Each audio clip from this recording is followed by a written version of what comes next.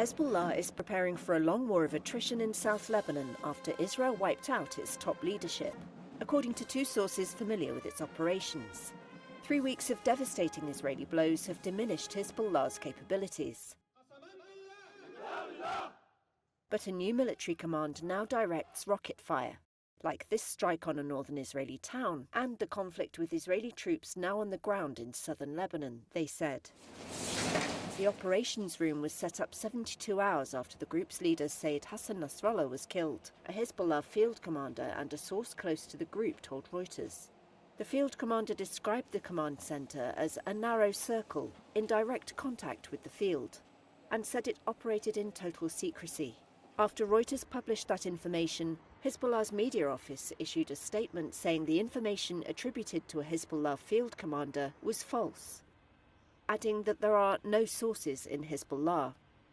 Hezbollah has not named a new leader after Nasrallah, with the most likely successor also killed. What Hezbollah needs now is Andreas Krieg of King's College London said the Iran-backed group was operating as a decentralized guerrilla movement. And so we'll see different cells operating more or less autonomously from the central core. And this way they're a very resilient fighting force, because even though Israel has severely degraded the strategic leadership, operational leadership of Hezbollah, they've also degraded the communication system. The different cells of the guerrilla movement are still operating fairly well. Hezbollah's war of attrition would depend on its tunnel network, which Israel says extends for hundreds of miles. Israel's military released this video footage, which Reuters couldn't verify, said to show deep tunnels captured by its soldiers. The Hezbollah field commander called the tunnels the foundation of the battle. Mohanad Haj Ali, of the Beirut-based Carnegie Middle East Center. We haven't seen any sophisticated strikes against the tunnel system so far, which suggests that Hezbollah will maintain an ability to strike against Israeli forces in the south, even as Israel uses immense firepower and massive destruction against the towns around the border region.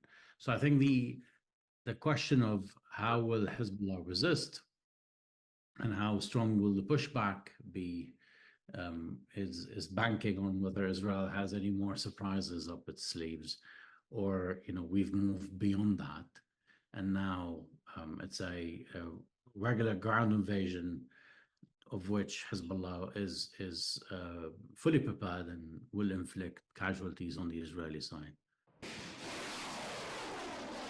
Israel says its strikes have severely depleted Hezbollah's arsenal and killed hundreds of fighters. But the group still has a considerable stockpile of weapons, and it has yet to use its most powerful precision missiles, four sources familiar with its operations said. Krieg of King's College London again. I think Hezbollah is holding back ballistic missiles for a kind of time of no return, if you will. These are the weapons of last resort, which is surprising considering that Hezbollah is under immense pressure. Israeli officials have said Hezbollah has been firing 100 to 200 missiles and rockets a day on average, and not the thousands expected, which shows significant weakening. It says its operations in Lebanon are aimed at securing the return of tens of thousands of people displaced from their homes in northern Israel.